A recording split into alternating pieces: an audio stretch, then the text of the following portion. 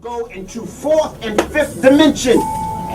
Reptilians can't go into those dimensions, but they are master of the third dimension, in which you are in the third dimension lockdown. Reptilians can't go into those dimensions. Reptilians can't go into those dimensions. Reptilians can't go into those dimensions.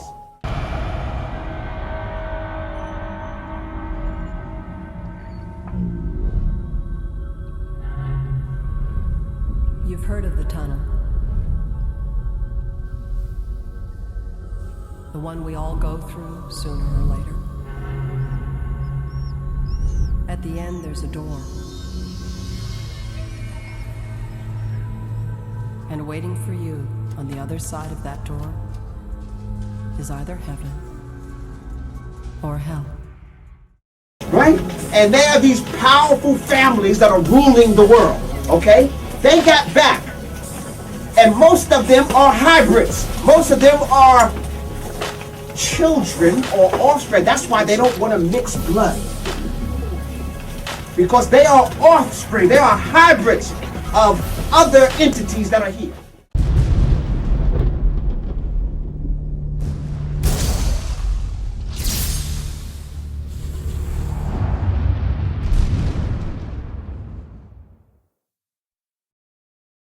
So what's David Icke doing on TV? We have a lot of different producers. You just get tired of the real meat and potatoes, the real issues. So he's gone for all the ridiculous Hollywood stuff of David Icke and the blood-drinking lizard people. So what does David Icke do? He talks about the Federal Reserve, the Bank of England, these global elitists, these power structures, all real, all true, all demonstrated by bills and executive orders and prime ministers and premiers and presidents.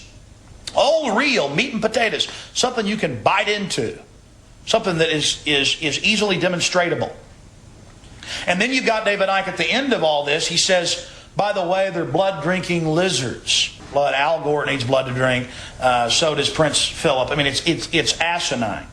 And it's being picked up by people. And so it discredits all of the reality that people are talking about. And that's the problem with David Icke. He's got a good line to a point, and then he discredits it all. It's like a turd in the punch bowl. That's his job. He's got this nice big thing, this nice fruit punch, nice ice cubes floating around in it, and then he takes a big dump right in the middle of it, and no one's going to drink out of that punch bowl.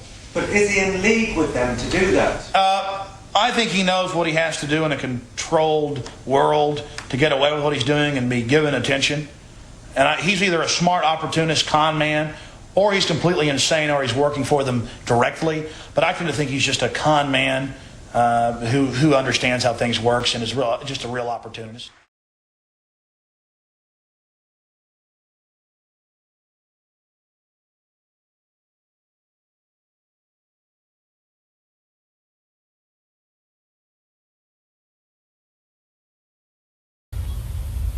Amethyst stone vibrating on your crown chakra, your crown. And when I use the word chakra, it really should be Sekam Shin Ra. Sekam Shin Ra. Right. That means the divine circular energy of Ra, which is the source of light on our planet. So let me see. So when you put the stones on your body, you saying the energy, especially relating to the sun, and the energy automatically goes in your body? Yes, sir. As well? Put the camera on his chest here. Lapis lazuli. This seems to be a lapis lazuli day. And so the lapis lazuli, again, Saturday. Okay, so this is Saturday, Saturn, okay, also. So now that's vibrating on the energy, opening up his pineal gland. So his pineal gland is the main gland also dealing with knowledge, wisdom, education, studying, things of that nature. So if he wanted to be sharp on his game, he would have that and maybe have quartz crystal with it. Look, even on his finger, lapis lazuli. Vibration is connected to an organ or connected to a concept. A spiritual concept. So that's what's important. So when we learn these colors, we learn that if you have bright red, like red jasper here, that's dealing with your reproductive area. Dealing with your reproductive area. So that's going to bring energy to you. Vibrant energy, power, strength. If you got high blood pressure, you don't want red jasper. because that's already. Hold them in your pocket. Or you can wear them on your. You can wear them, put them in your pocket. If I reach in my left pocket, I can find it here. Okay. I got a couple of sets of pockets. Okay, all right. If I reach into my left pocket, let me take the money out. They're gonna see jet, prosperity, and abundance. So I'll start each day off with 120 and go home with a knot. Okay? You put this near your bank account. You put it near wherever you're saving money. You put one in your safe. And how much those cost? You can get it as cheap as $5. Okay? One more thing, we didn't get to this. That's a big one. This is beautiful, man. When you look at it, yes. This is beautiful. Yeah. Talk to us about this right here. Is that a miniature bowling ball? All of these type of stones, like for example, what I have in my hand is jade. We have agate. I have serpentine. What they call dragons. This is called a dragon's ball. These represent energy. They're put in this like this so that you can manipulate them. You're manipulating them, right? This is creating this circular energy. Is how energy is moving through the body. Circular. So you're building up your energy. You're building up your energy. Not only that, I'm tapping in, the reason why they do it, I'm tapping into the natural elements. So the element has energy, like jade, and now when I do this, I get an extra energy. So I can help develop the meridians in the body. I can develop my pressure points in the body, and I can practice my breathing techniques while I'm doing it. Our sisters today, a lot of them is coming up with the fibroids.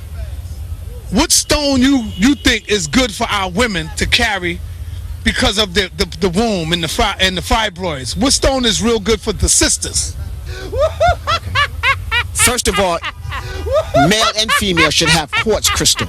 That deals with clarity of focus and helps your whole aura. A lot of our problem is that our aura is foul. Our aura is bringing in negative energy. And so you want to protect that. Then I would go with purple. And that is to keep your vibration high. Our women have to have high vibration because they're bringing the children forth.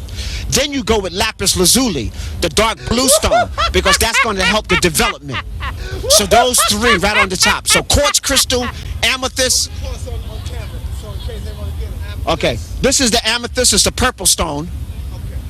This is the clear quartz. Oh, sister, no. Right?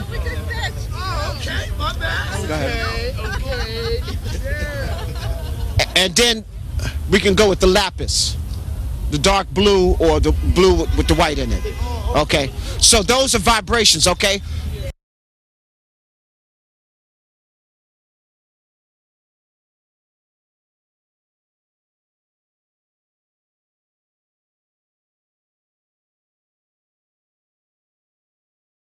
This class done here dealing with the astrology, and we need this so bad.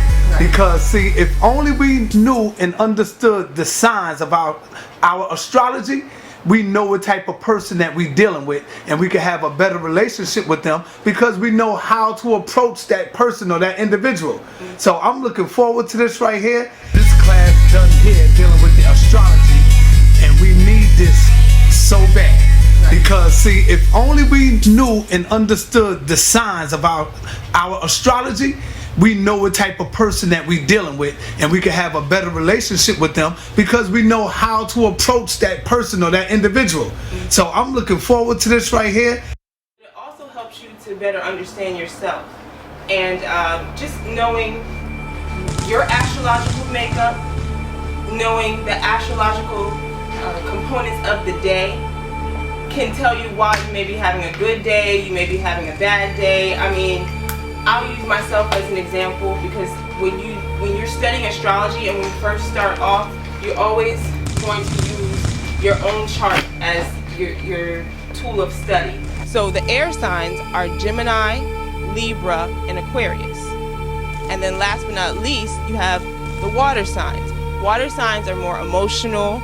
A lot of times they are definitely more nurturing, and a lot of times people say they are more psychic. They have more psychic energy than any of the other Cancer, Scorpio, and Pisces. So I want to first introduce the signs to you and the respective elements. You believe in astrology? A little bit. What makes you say that? Because I can see the stars. You probably know your sign, or do you? Try this. Wait for your birthday, then stay up all night and watch where the sun rises. It will pass in front of one of the 12 constellations of the zodiac. They say I'm a Sagittarius. So on my birthday, you might expect the sun to rise in the constellation Sagittarius. And it did, 2,000 years ago, when the Babylonians made all this up. But it doesn't now. In the last 2,000 years, the Earth has wobbled like a top.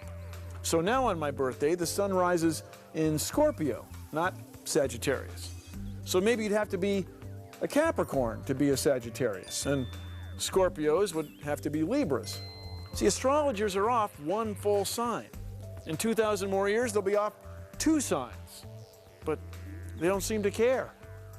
So in these reflective moments, I ask myself, am I a fun-loving Sagittarius or a sexy Scorpio?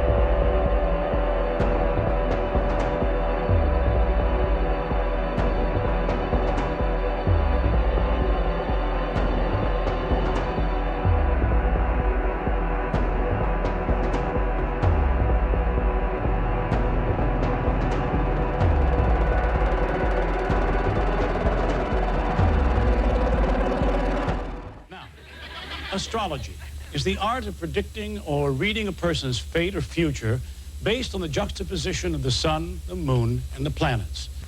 Which brings us to our next $100,000 challenge, astrology. Now, once again, our test protocol experts, Dr. Krippner and Hyman, have designed, with the approval of the challenger, a way to examine whether astrology really works. Prior to tonight's broadcast, the astrology challenger was given the time, date, and place of birth of a total of 12 men and women. Each of the 12 subjects was born under a different sign. All were born within 3 years of each other and have sworn they have never met the challenger. So using a detailed chart on each person, the astrology challenger was allowed to meet the 12 subjects and briefly interview them under strict supervision. He then told them what sign he thought they were born under. In a moment, we'll see if he was right. Astrology challenger Joseph Merriweather, 36, was born in Chicago. He became an accomplished astrologer in the 60s while living in the Haight-Ashbury district of San Francisco. He reads palms and eyes. All right, Joseph Merriweather has told the subjects to sit in front of what he believes to be their correct astrological signs. If he gets 10 out of 12 signs right, he will win $100,000. All right? Ladies and gentlemen, will you please look behind you at the sign our astrology challenger has given you? If you are not seated in front of your correct sign, would you please stand up and step forward?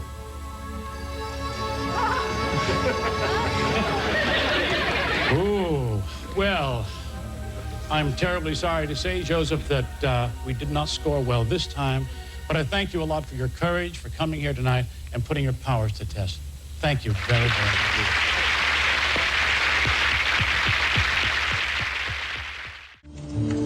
This is where I live, with several birds and an old red cat outside of Fort Lauderdale, Florida.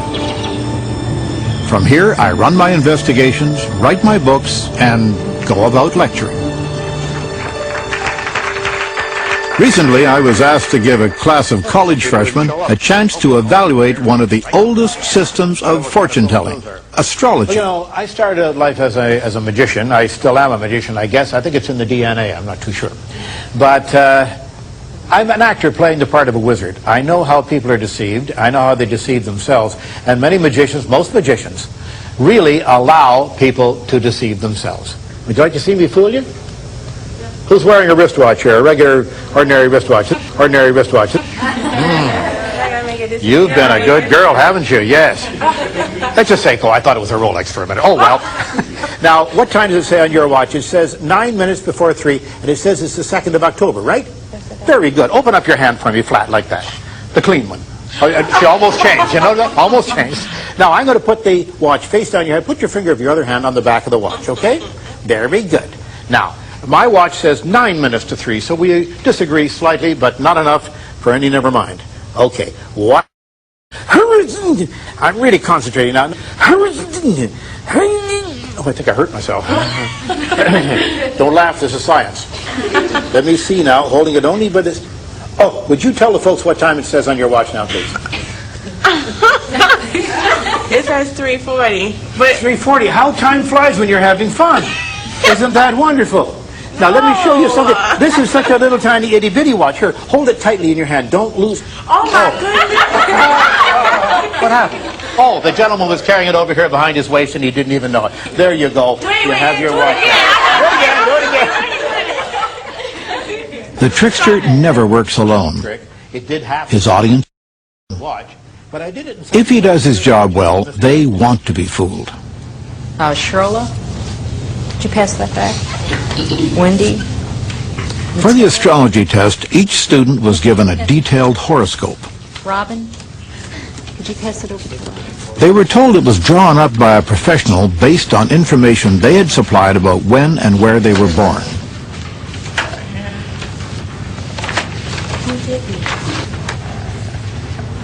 Actually, these horoscopes were not quite what they appeared to be. I'd like you to share something with me, if you'd be so kind, just with a show of... I asked the students to grade them for accuracy on a scale of 1 to 5, 5 being the most accurate. How many gave it a 1? Let's see a show of hands. 2, 3, 4, and 5. Okay, so we scored pretty highly with this then. Let's do a little experiment. You've got your horoscopes right in front of you. Take them in your hand like this and hand them over your shoulder to the person behind you. Okay, everybody? And the guy at the end down there, you'll have to come up to the front because these people in the front don't have one now. Okay? Everybody change them around. Everybody's got a... Open up somebody else's horoscope and read it carefully, please.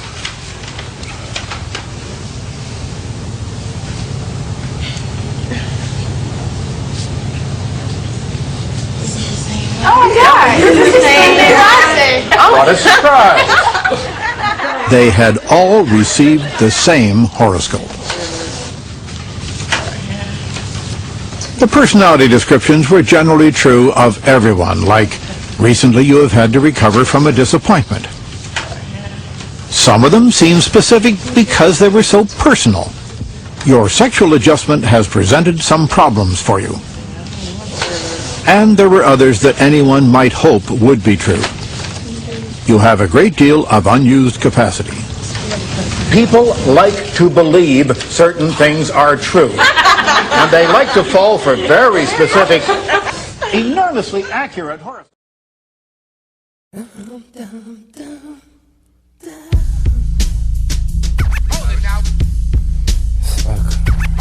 Some of them start looking after you. These kids are coming next. Crazy. These kids are crazy. You think you're amateur. Think you're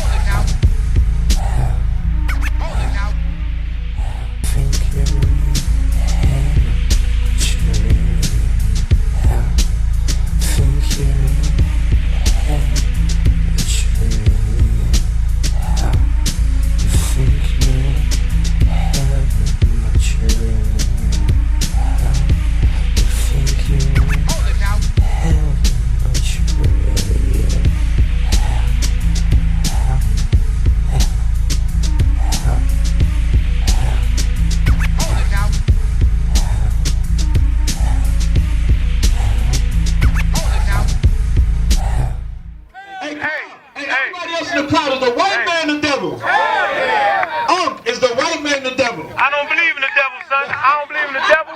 No darkness of God. That's what he is. Oh, I'm a white man, bitch. And you the white man whore.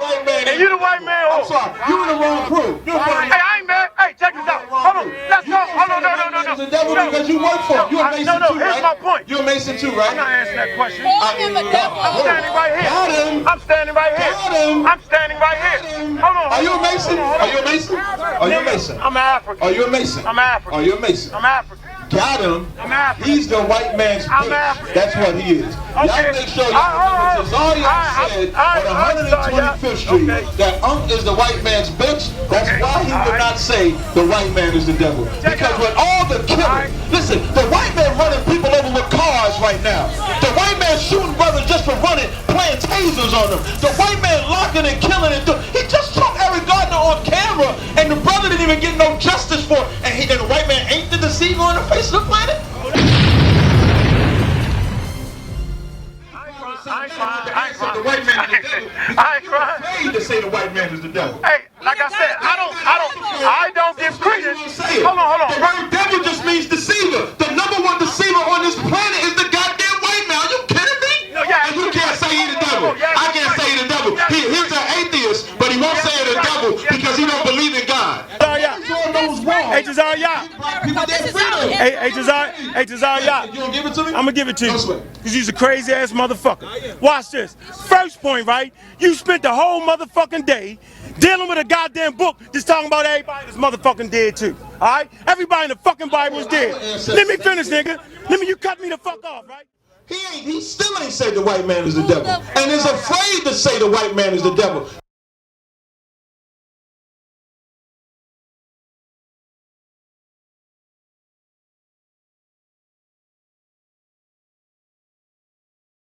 For entertainment. Saneter ain't got no reason to say nothing. I'm talking to Uncle Cack. I'm not talking to Saneter. So now, he say he don't believe in no God. He said he don't believe in nothing. Let's get Uncle Cack's own words on what he believe in and what he don't believe in. Since he say he don't believe in that, let's get his own words on what he believe in. Real African. This is what he said. Voodoo system. How many niggas ever did a real sacrifice with a knife and actually took the life of another creature? How many people did that? This is him. Listen what he said. Let me bring it back. Let me bring it back. Now remember, just remember, he said that he don't believe in no God. That he's an atheist. Now, he gonna say who did a real sacrifice of voodoo. He gonna say how he had an altar, but he don't believe in no God. We gonna play it again. One more. Run that back. Run that beautiful music. He's been initiated in a real African voodoo judo system. How many niggas ever did a real sacrifice with a knife and actually took the life of another creature? How many people did that? Listening. Because I am. How many people got an altar? I'm looking at my altar right now. And this house, he got an altar. And I'm looking at my deity. But he don't worship nothing. He's looking at his deity. But he gonna tell us, now he gonna tell us that he don't worship no God.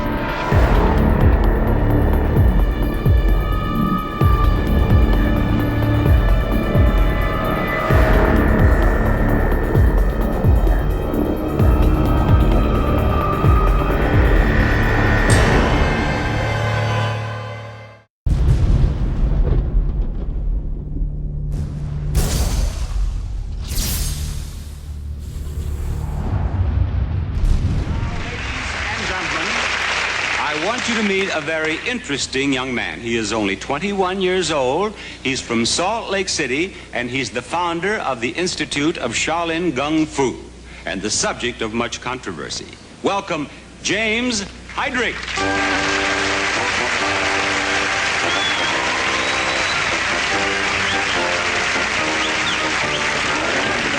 That's my line. All of us are very pleased, not just pleased, but excited to have you with us. Now, you claim to have psychic powers, don't you? Yes, I do. Is this something that you have discovered recently, or have you known of it since childhood? How did it all begin? Well, everyone's born with it. It's just a matter of development.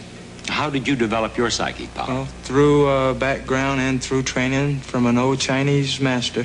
What sort of training? Martial arts, kung fu, and laws of nature. Well, what was necessary to develop the psychic power? What did this martial arts training do for you, I mean? Well, it teaches you to recognize yourself, inner and outer self, to reach the 4th level of consciousness, matching the absence of the mind to the motions of the body. And you say that we all have this power? Everyone has it. And each of us could develop it? Absolutely.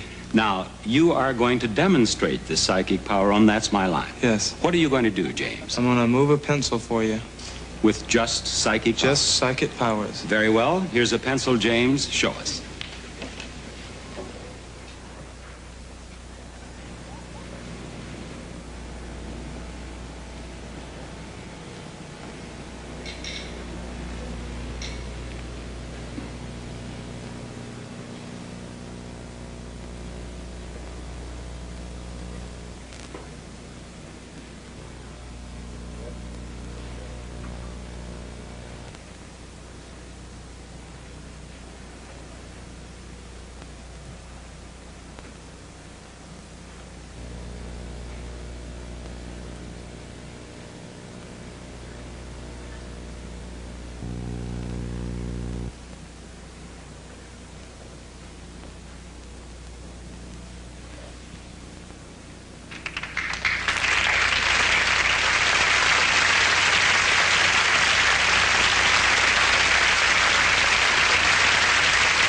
James, that pencil definitely moved. Now, is it true that you can also turn the pages of this telephone directory? Yes, it is. And you will do that for us? I'll try. Should I take the pencil off the table? Yes. All right. There you are, James. You would like to open it to any page, or should you want me to do it? I'll be happy to.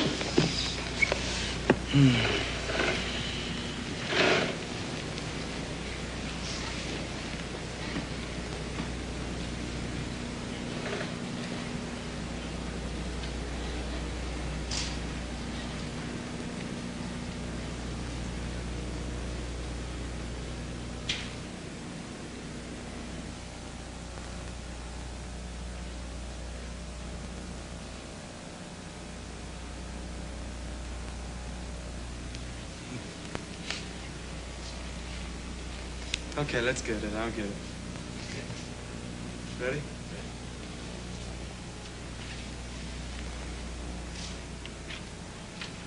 All right.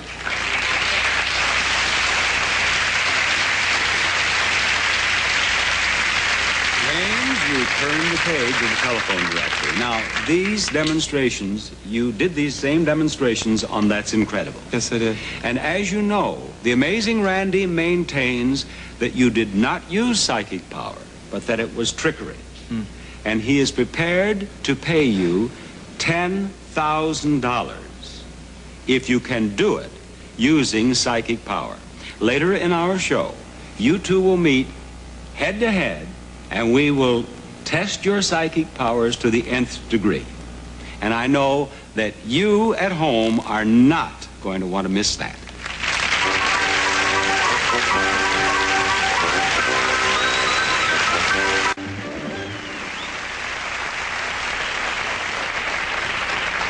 Once again, here is the man who claims to have psychic powers, James Heydrich.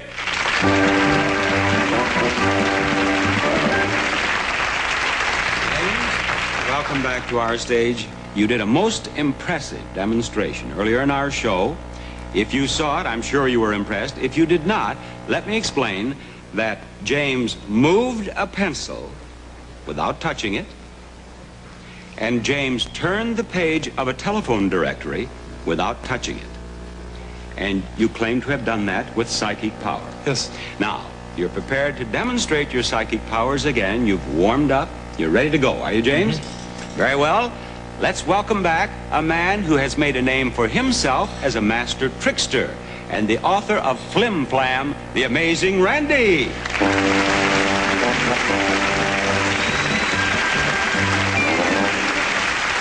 Welcome back. James, Randy. Randy.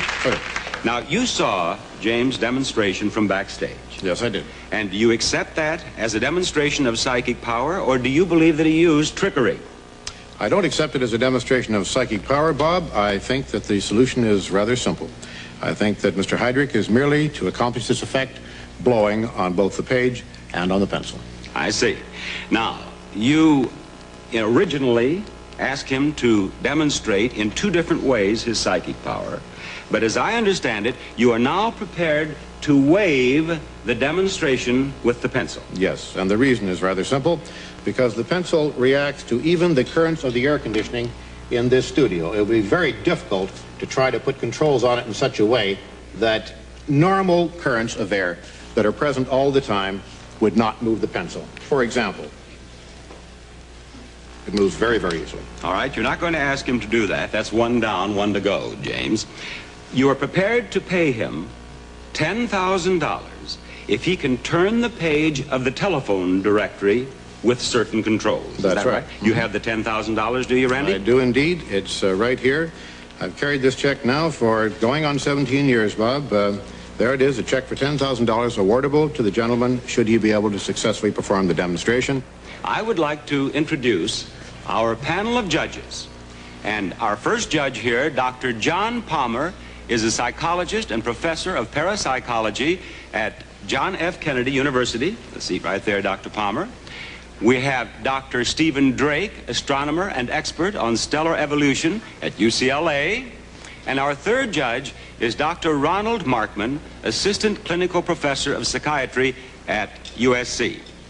Since my theory, as yet unproven, of course, is that it's accomplished simply by blowing, though rather cleverly, I must admit, done, there should be a way, a simple way, without a lot of instrumentation, to demonstrate that fact by using one very simple control. Now, let me just emphasize that this one control will not stop him from turning the page of the telephone directory. That's right. But you hope to the judge's satisfaction will demonstrate that he is doing it with his breath. That's correct. All right.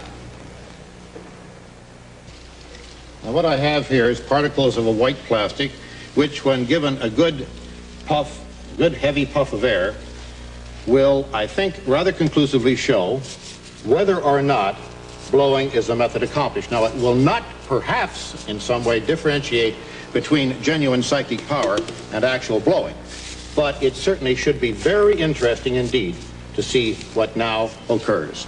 Well, do you maintain that if the page of the telephone directory turns, that we will see movement in the styrofoam as well? I think that it's pretty logical. We've experimented with it, Bob, and that's what we have determined in the experiments. Very well. Are you ready to proceed? I am indeed. Judges, you're ready? James? Ready.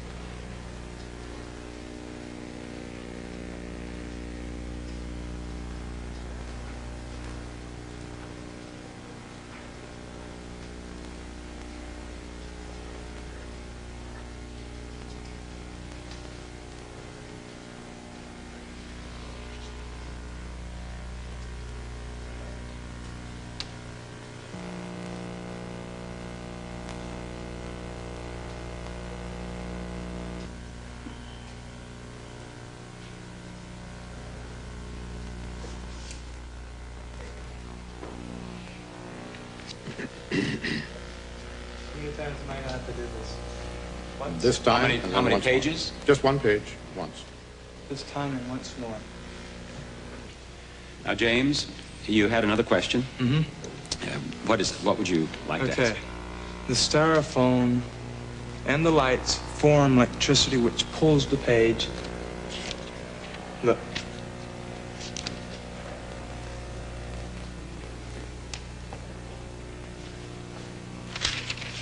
Which pulls the page down. instead of freeing the pages.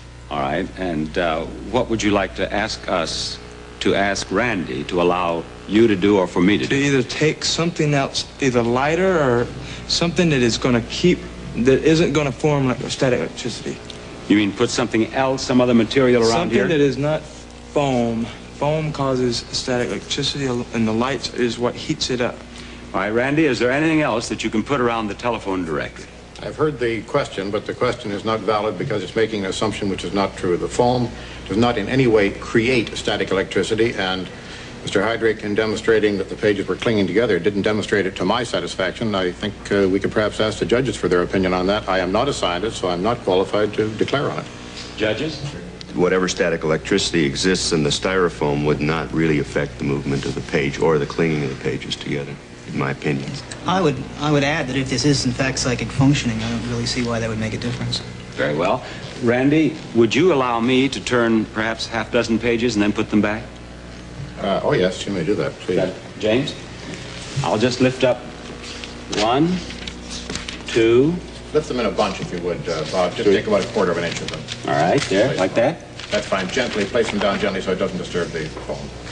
I know, I thought you the other way? Yeah, the other way. That's what I thought you meant. Would that Sure. be helpful to you? The static is going to still be here because of the foam.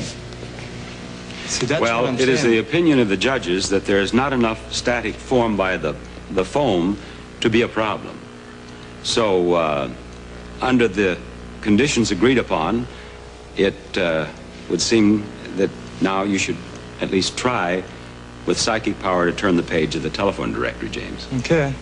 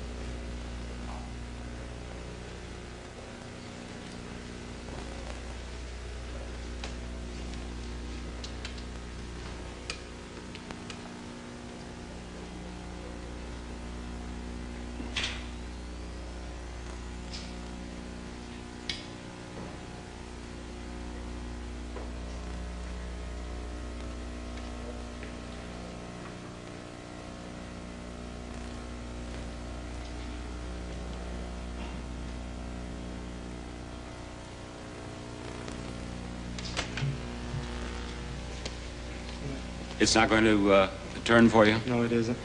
Well, have you reached the point then when, at which we can declare the demonstration terminated? This isn't a magician's trick. I can't just come up, bang, bang, and it's over. I have to be to where I can work with something small and then big, you know, to build up my own self. So this is, you know, it isn't a trick. It has to be done, you know, this is just, it's power. It's mental power. The conditions agreed upon have been fulfilled. Mm-hmm. And, of course, we can't change the conditions now in midstream. So, in the opinion of our judges here, you have not seen a demonstration of psychic power, have you? Yes, that's correct. You have not. And, Randy, obviously, James has not won the $10,000 with this demonstration. So it seems. Now, you have heard what James's explanation is. Do you have any comment to make on that? Bob, the comment very briefly is that I have gone through many hundreds of these tests with many hundreds of people who claim to have psychic powers. And quite frankly, it's more or less the same story every time. When a simple, direct, very uncomplicated protocol is used and the control is applied, the psychic forces don't seem to be present, if indeed they are ever present at all. I still look for some sort of evidence of psychic powers. To date, I have not found any. Up to this very moment, I am still totally unconvinced. Judges, do you have any further comment to make? You agree that you have not seen a psychic demonstration? Yes, I would agree that I have not seen a psychic demonstration. I would like to say that as a parapsychologist, I believe that there are other evidence under controlled conditions that do demonstrate, I would think, to a reasonable person that psychic phenomena do exist, yes. But obviously not in this demonstration. I want to thank you very much. Thank you so much. Ladies and gentlemen, James Heydrich. before I say goodbye to you, Randy, I do indeed appreciate the fact that you joined us on That's My Line, Dr. Palmer, Dr. Drake, Dr. Markman. Thank you so much. Thank you, Randy. The newspapers and other media will often feature the exploits and claims of so-called psychics, and they will rarely call those claims of power into question. I'm Danny Corum, and for the past 12 years I have been researching claims of psychic powers and presenting my findings in university lectures. Because of my expertise, a friend called and asked me to investigate a purported psychic who was influencing his brother. This program is about the shocking story that I found. It begins in Salt Lake City with a self-proclaimed psychic named James Heydrich. James Heydrich, martial arts instructor. Believed by many to be the world's leading psychic. Intellectually armed with a third-grade education and claiming to be self-taught in the martial arts, one is easily impressed by Heydrich's exhibitions of strength, cat-like agility, power unleashed in a blow from only 1 inch.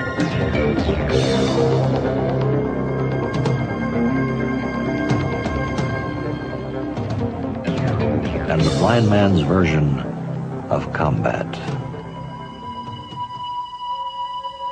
Heydrich claims he developed his abilities in adolescence and later perfected in manhood. Regardless of their size, Heydrich could apparently move objects at will. When I arrived in Salt Lake, Heydrich and his abilities were attracting extensive coverage by the local media. Earlier this month, a 21-year-old martial arts expert now living in Salt Lake walked into the Salt Lake Tribune and said, "I can move objects without touching them."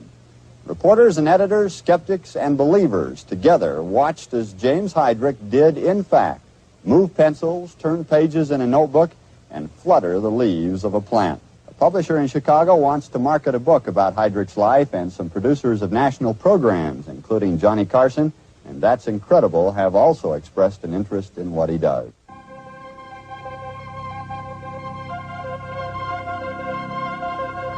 When I move a pencil, I don't think, I do. Is it a magician's trick? Can he control his breathing like a ventriloquist and literally blow the objects away? Heydrich refutes his critics by turning sideways and moving the object. Sometimes he has others join him, using them as the instrument in moving the object. Heydrich's influence quickly spread to other parts of the country. Appearances on primetime television and billed by the tabloids as the world's leading psychic, other more reliable sources such as the Associated Press stated, Heydrich has at various times and always in the presence of reporters done the following. Turned the pages of telephone books from 10 feet away and moved pens, pencils, plants, and other objects by giving them hard stares. A scientist and professor of electrical engineering at the University of Utah, after much testing, also concluded that Heydrich's demonstrations of mind over matter were indeed authentic. Corum discovered that the Salt Lake police were also interested in Heydrich. Detective Clegg informed Corum that Heydrich had served time in Los Angeles for kidnapping and robbery, and he was considered dangerous by the Salt Lake police. James has quite a lot of ability. He's quite athletic, and he could be quite dangerous. Heydrich had to be approached with great care. It can break the wrist. If it's used right, it can come and take the arm around the body and break it.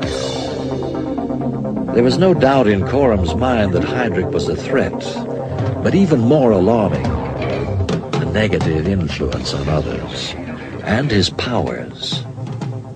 Are they psychic? James Heydrich, lethal prowess, coupled with the ability to convince others of hidden powers, and seemingly transfer his psychic abilities to his followers. But of all of Heydrich's demonstrations, this was the most impressive. Here, Heydrich causes a dollar bill to rotate at will on the head of a pin, even though it is sealed off from air currents and threads by a glass fish tank. Observant, Coram was uniquely qualified to discern if trickery was used. A world-class inventor of conjuring tricks, Danny Coram is a professional magician.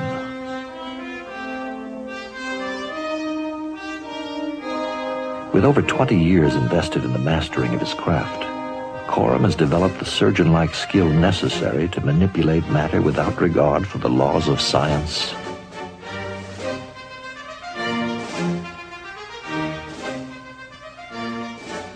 or logic.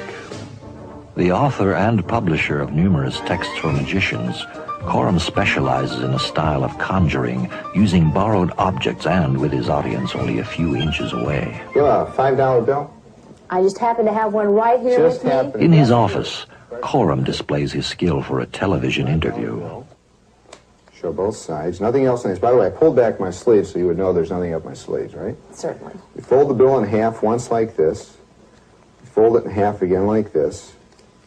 Fold it in half again one more time. Now don't take your eyes off the 5. Lisa, I'll make you laugh. I'll make you cry. You've just kissed $4. Goodbye. Most people think I deceive them because my hands are quicker than the eye.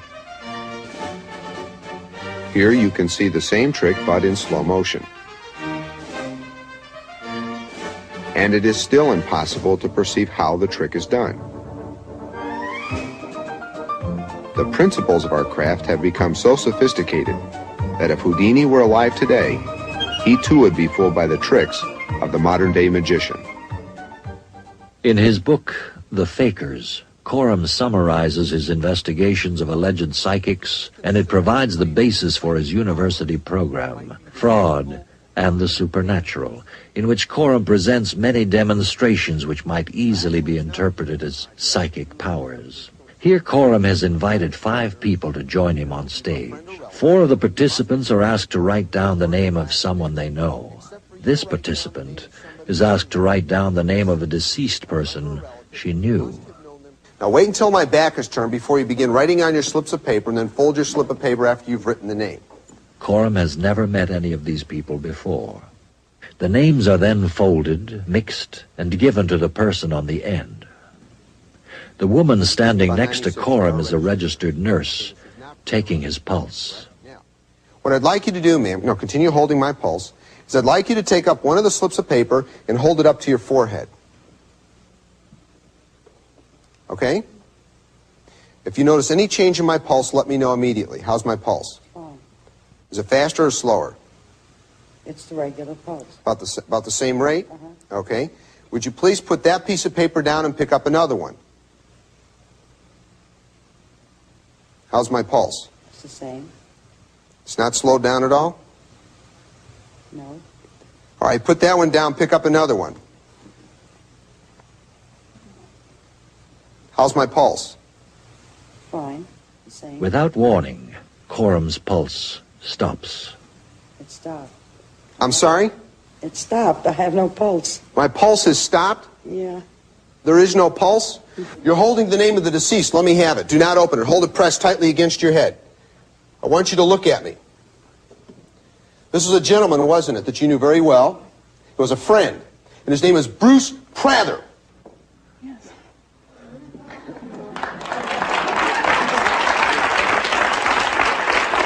Frightening, isn't it? Although his audience is thoroughly entertained, many believe that what they have witnessed is not a magician's trick. Now, how many here, after seeing this last demonstration, might believe that I have some kind of a psychic power? Let me see a show of hands, please. But his audience is reassured. Everything that you saw this evening, everything was a trick. Psychic powers or cleverly concealed tricks. After several demonstrations, Coram was convinced that Heydrich was not a psychic, but a trickster employing brilliantly conceived stratagems of deception.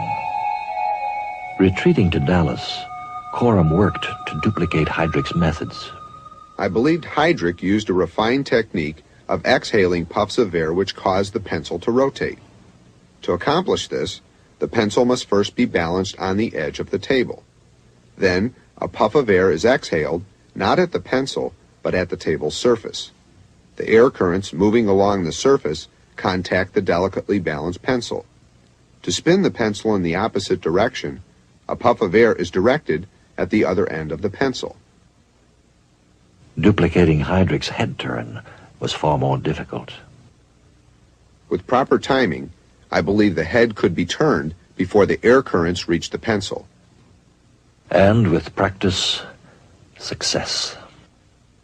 The turning page was also accomplished by the same principle.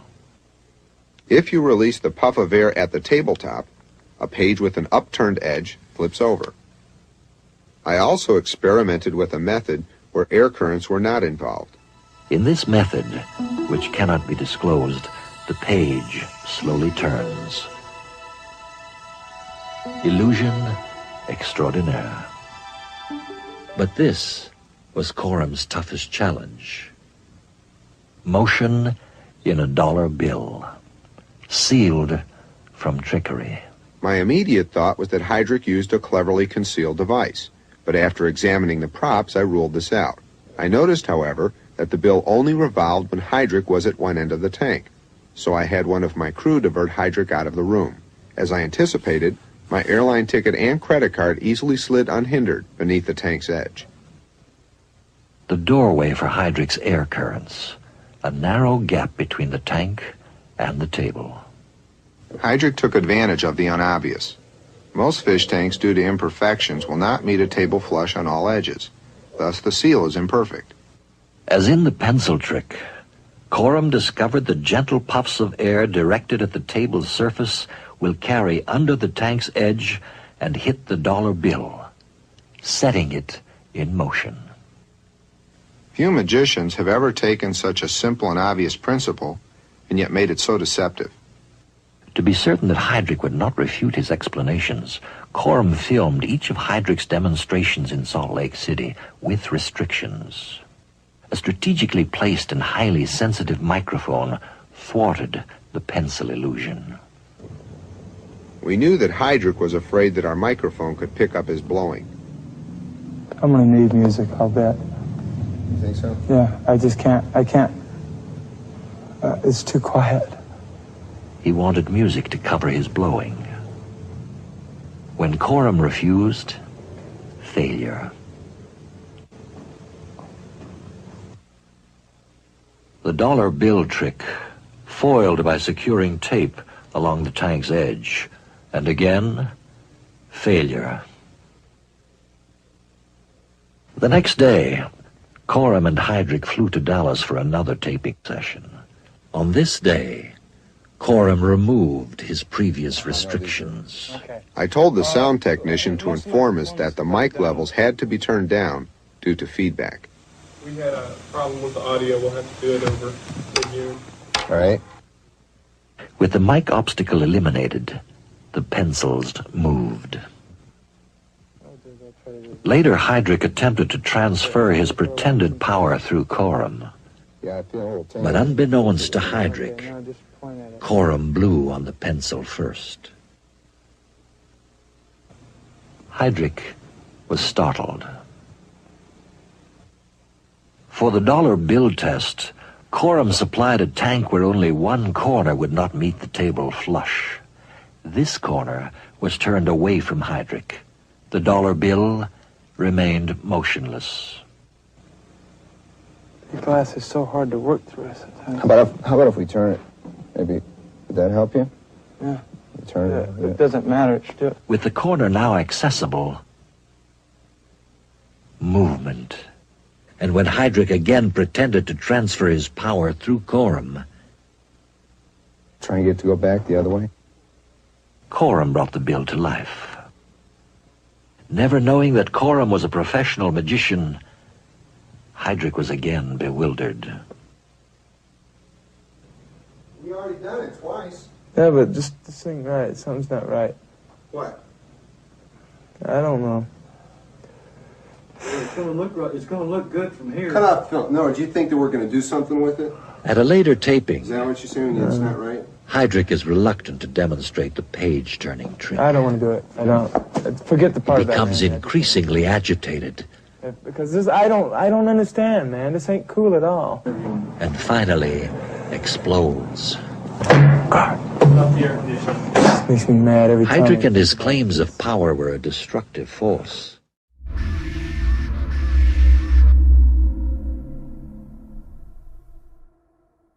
So when you were a young boy and you were beaten and you were shoved aside and mistreated, you started a fantasy world of your own. Well, see what happened. A lot of my pain, like I'd get pain, like in fact, I got scars all over my stomach when I was young. I'd think about going to the moon. And I remember when my dad, he'd tied me to a barrel so I couldn't run, and he'd take you ever seen those little ping pong balls? He'd take two of those things, stick them in my mouth and tie my head, and he'd whoop me so I couldn't holler loud because he'd be drunk. And see what I think is about laying my head down and just, I would imagine rolling and going up to the moon. And by the time I got back, the beating's over. To eliminate any future threat, Coram believed Heydrich must reveal not only his past, but how and why he used his claims of power. Because of Coram's persistence, what you are about to see and hear is the first confession of a leading psychic. Heydrich begins by telling of his fascination with magic and magicians at the age of 9. And he'd show how easy it is to trick people. And you stand there and you talk to the person, and all of a sudden he'd move his hands around and he'd throw the paper over the guy's head. And everybody in the audience is laughing, and this guy's going, now what are they laughing at? And he opened his hand, the guy goes like that. And it's just a sleight of hand. The guy's paying attention to the hand movement, and actually you're throwing the paper over his head. Things like that impressed me, how close-minded a lot of people were. I mean, it's so fascinating to see how people would just miss things just like that. The obvious things they'd miss. You know, we have something in common. We both learned our first trick at 9 years old, but I could read and write, and I had somebody to teach me. How did you learn? I mean, you couldn't even read and write. And I'd con my teachers into reading to me. How did you do that? Just, I guess I'd have that little sweet voice that I could just do that. And Miss King used to read for me. She's a real good teacher. Her name's Miss King. And she used to read for me, and I just sat back and think, you know, Harry Houdini. You got all these magicians who make rabbits disappear, and Harry Houdini makes an elephant disappear. And like there's ways that I would think back, and I'm trying to use the obvious thing, and I was right. Harry Houdini's he'd have a box, and from the audience he'd have someone look into a box, except it looks like it's you know, a triangle. But it's not. It's just like this, and then it's got another piece here. And actually, when it closes the curtains, it turns. So the elephant's actually behind. And he would make, you know, it's something I'd figure out, and it was right. And then I'd figure, well, geez, if people go crazy over that, maybe I should do something people go crazy over. But then I didn't. But Heydrich presented his tricks as powers. Why did you feel that you had to tell them that you had powers that you didn't have? Because I wanted attention. My parents would never give it to me. I would always be ignored or kicked around, and I had to do this to make me feel good. It gave me confidence. Every time someone thought what I did was very good, but I'd never tell them what it was. I'd tell them it's something else. Because if I tell them what it was, it's, oh, fine, it's just good. But I always tell them it's something else so that I continued to get a recognition. Heydrich received his recognition on national television. You were on That's Incredible a few months ago, and you really tricked them. Tricked the whole world. You tricked them really good. Do you remember how impressed they were with you? What did it make you feel like? I did that to reach. It's like a hand reaching out for recognition so that I can later, I don't know, I guess I just wanted to be known. I needed to be recognized. All my life I've been, and I hate keeping to go back to the past. I hate to keep going back, but I don't know. I wanted to do that because it was different. And I just wanted to see how open-minded people were. I wanted to see if these people were so-called intelligent and I was so-called dumb. I mean, surely I'm here for a reason. My whole idea behind this in the first place was to see how dumb America was, how dumb the world is. was to see how dumb America was, how dumb the world is. Heydrich, admitting that Coram had outwitted him, eventually agreed to demonstrate his technique. Years practice this over and over again, to where if you can show, like if I stand here and I say, okay, I'm going to move this lead. People's looking and they're waiting, so the lead moves, okay? It did move. Okay, actually it didn't move from power, it moved from something else, physical. But the people in the audience, it's moved from air currents. From where? From my mouth. But you can't tell it. See, it takes so many years of practice and getting this damn path to where you can't see it, you see? And I have to say that, too. Matter of fact, what you did, if I'm not mistaken, you would take somebody and hold their hand, and you tell them to point at the leaf, and you'd say, now you will make the leaf move. Right, and they believe they make it. See, it's called power of suggestion. Once you get a person to actually believe he can do something, then perhaps he can do it. What did you do, though, when you would hold what their I hand? do, this is Can you show yeah, right now? all right, let me explain what I'm doing. First of all, I'm not going like that, because that can be seen. I am taking air from inside and causing it to come out in a way to where nothing here shows. And if you can get the camera on my face, and you see this leaf, it moves, but nothing here moves, you see.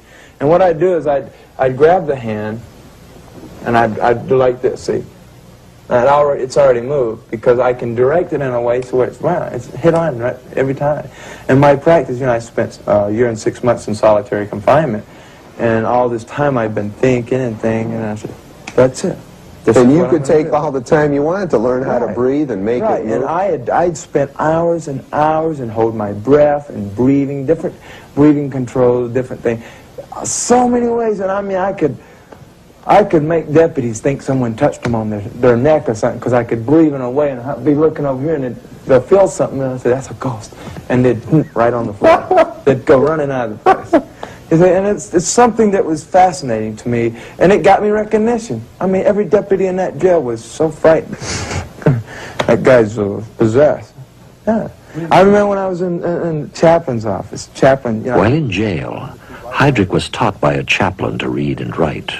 Although he exaggerates, Heydrich tells how he used his tricks to convert inmates. How do you convert people? How do you get them to go from bad to good? And he would tell me, well, you got to turn them on to Jesus, the Lord. And so what I did is he gave me a Bible, several Bibles, and I'd read them, you see. So I said, I got an idea. So I didn't tell Brother Gerald this, and I never told him this, but I would convert 20 inmates a day. I would make that my limit. I have to do 20 inmates a day. And what I'd do is I'd get up and I'd start telling them about Jesus and stuff, and I'd read things, and they'd get interested. And then when I see that they're starting to get turned off, I says, hey, check this out, man. You don't believe it exists? I'll show you. It's so funny.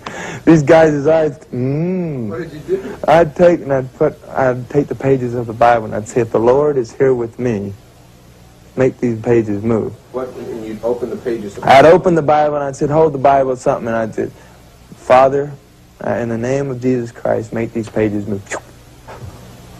The guy's going, every time it worked. And then I'd say, it's in you. And I'd take a pencil and I'd put it there and I'd say, I got to call the Lord and see if I can get him to do this. But you are going to have the power to do this if you accept the Lord. And the next thing you know, you see this guy wearing a big cross and passing Bibles out to people. When in Egypt, performing for family members of the late Anwar Sadat, Heydrich relates how he healed a woman stricken by a heart attack. She strongly believed that I could actually heal her, and she came right up. What did you do that made her believe that? By moving things, and I would show her so many things, and see, I would touch her, and she'd actually feel weird things. But it's only in her mind. She wanted to feel these things. Do you feel bad because you No, because tricked them? No, I don't feel bad at all, because it'd be different if you tricked them and done wrong. But I tricked them for the good. Were adults fooled by what you did as well as children? Absolutely. In fact, there was more adults fooled by children. Why? Because a lot of the adults are looking for something like this. They want to see something like this exist. Dr. Ray Hyman, a professor of psychology at the University of Oregon and an expert on deception. He is noted for his work with the Defense Department exposing fraudulent psychics. He maintains that anyone can be deceived, such as the scientist who tested Heydrich. Then we are fooled not because we are mentally incompetent or gullible, but rather because we are intelligent, correct? Yes, and I'm glad you used the word gullible, because there's an illusion called the illusion of invulnerability, or the not me syndrome. And when we see someone else being taken in, someone taken in by Heydrich, for example, if someone may watch this and say, gee, how gullible those people are to be taken in by something like that. And they say, that couldn't happen to me. Those people are gullible. And the very phrase of saying that person is gullible is a device, a psychological device to say, he's different from me. There's something wrong with that fellow. I couldn't fall for that. And unfortunately, that, to the extent that people really believe that they're different from other people who are being taken in, that it makes me even more susceptible to being taken in. In fact, if I were a con man, that's the kind of person I want to deal with. The only way to avoid being deceived, Danny, if you think about it, is to create a situation that's intolerable. We couldn't live with it. You have to trust to some extent. You have to trust your own intuitions at some times. You have to trust other people. Do you think that parents watching this particular program might think that what you were trying to start was a cult? A cult, yes. You say that you did not want to start a cult. No. Now, you know that you can't read and write. Right. And that you lack education. Right. Do you think the possibility existed that somebody could have used you to start a cult? Absolutely. Kaburgovich, King Maharian Kaburgovich, who is the he? alphabet bomber who blew up the airport in L.A. He wanted to use me for an occult. Have Sirhan Sirhan, who is part of the occult. It's called Aliens of America, the AOA. And these people wanted to use me as a leader of their occult. How, let me ask you, how did they want to use you? To brainwash people. In other words? By showing them this power and saying that this power came from something that it didn't. You know, Jim Jones was of that type. He used tricks to enhance his image with his... he did conjuring type tricks? He did magic tricks, yes, and he did some other kinds of cons. He actually had some people pretend that they were sick so he could cure them. He stooped to all these things as a way of enhancing his powers. So then a purported psychic could be used to form a cult? Oh, yes, no question about it. Absolutely, like with the Jim Jones incident. That would have never taken place if people's mind would have been open. That would have been stopped. The thing with Sirhan Sirhan... When you say people's minds, are you talking about the people in his group or people in the country? The country. Heydrich's arrest confirmed my initial fears that he might be a negative influence on young people whom he attracted with his claims of power. The reason for his arrest was that he received several stolen guns from 3 teenage students who were members of his studio. Because of my training as a magician, it's very easy for me to understand how each of us can be deceived. But I couldn't expose James Heydrich with vindictiveness because of his tragic background. After the attempted assassination on President Reagan, a purported psychic, Tamara Rand, had claimed she had predicted the assassination attempt. Her prediction later turned out to be nothing more than a cruel hoax. Now, as a magician, I tell my audience that everything that I do is a trick. The Tamara Rands and James Heydrichs, however, play in our fantasies and try and turn them into their own distorted realities. The Charles Manson and Jim Jones reality were life-destroying. So when you hear of someone claiming to have psychic or supernatural powers, just be cautious. Until the next time, I'm Danny Corum, and thank you for joining us.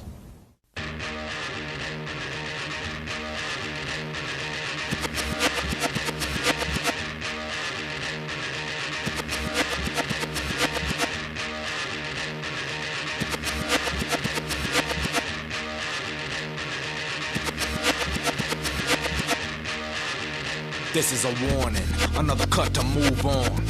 Another beat that's so strong, hold on and I get wicked and then some. Stir up shit as the wit gets wisdom. P-Dog coming up, I'm straight low. Pro-black and it ain't no joke. Coming straight from the mob that broke shit last time. Now I'm back with a brand new sick rhyme. So black check time and tempo. Revolution ain't never been simple. Following the path of mile for no just build your brain and we'll soon make progress. Pay your dues, don't snooze or lose. They came with the master plan and got you. So know who's opposed to the dominant dark skin. Food for thought is a law for the brother man.